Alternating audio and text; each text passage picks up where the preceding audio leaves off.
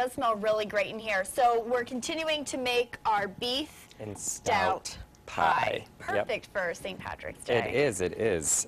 So basically what you were going to do after you pull that out, you're going to let that rest for about a half hour. You want it to come to about room temperature. Because when you add your puff pastry to the top, you don't want it to be too hot or else it'll actually melt it and it won't cook the way you want it to in the oven. And you'll see what I mean, but basically you're just going to divide this into 4, and I'm not doing an even 4 because I want to get a nice cover on top of our pie. So what we're going to do is put all this in. You're not going to want to fill the dishes all the way. Okay. Just going to go about like that. And now, it's pretty. Can you just get pre-made dough? This is exactly what I'm using, and I think that when Joe and Victoria have cooked with me in the past, I'm big into saving a little bit of time and energy on yourself. Everybody's really busy. I have 2 kids. I'm co-owner of a business. I have 2 2-year-olds, so I'm busy. Don't always have time to make your own dough. Puff pastry can literally take 12 to 13 hours or more to make if you make it from scratch. So basically, you just do that. You're going to cover it and press it to the sides. Okay. And pop it in your oven. It's going to go in your oven at around 425 for 20 minutes, then you're going to reduce to about 400 for another 5 minutes until you get a beautiful, oh my gosh, puffy, this is lovely, yummy looking. I'm going to have a bite. Yeah. And we were also talking, you're always talking about stuff kind of in the southern tier or around Pennsylvania area. 2 great alcoholic beverages you have here today, we'll say that, right? This particular wine that I'm pairing with this week, not necessarily pairing with it because of flavor per se, but more so because it's fun. Every year, Arrowhead Winery, they're part of our Chautauqua, it's actually the Lake Erie wine country.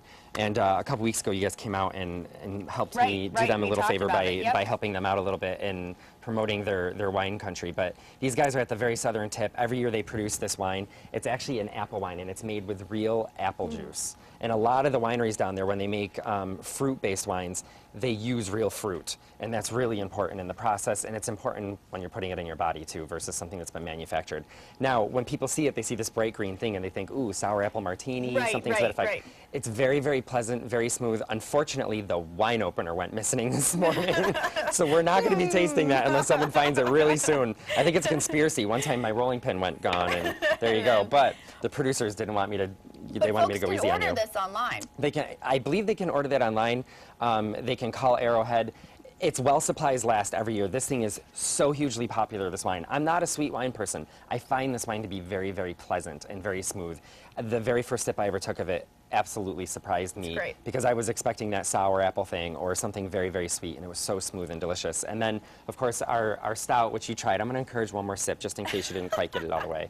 It's a bit sweeter, you and I were talking about, than maybe like a Guinness. This has great flavor. It's so rich and really comforting. I would say it's very big on savory. If you've ever heard of that other sense, umami, it's full of umami, which no one can ever really fully define for anybody. But you're right along the lines of savory. There's tons of body and richness and flavor, and umami comes in so many different ways. In this particular case, you've reduced everything down inside there. You've concentrated the flavors. You've tenderized the meat with that braising liquid.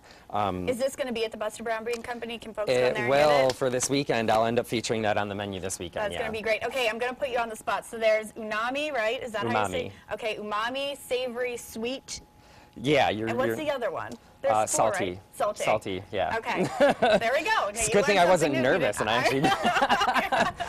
Thank you so much, Chef David. I'm going to come back, talk about the weather, and then after that, we'll be back in the kitchen with Chef David for a wonderful second helping.